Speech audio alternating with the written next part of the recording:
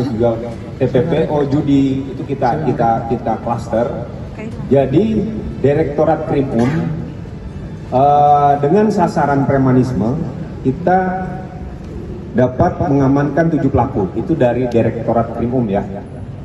Adapun modus operandinya yang kita amankan ini sesuai dengan perintah Bapak Kapolda Sulawesi Selatan terkait geng motor ya, geng motor. Jadi kita melakukan operasi terus ditemukanlah itu saja busur yang kita amankan.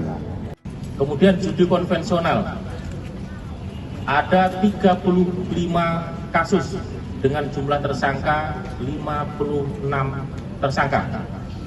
Kemudian miras yang berhasil diungkap atau diamankan ada 202 orang, ulangi 202 orang dengan barang bukti 3.913 botol miras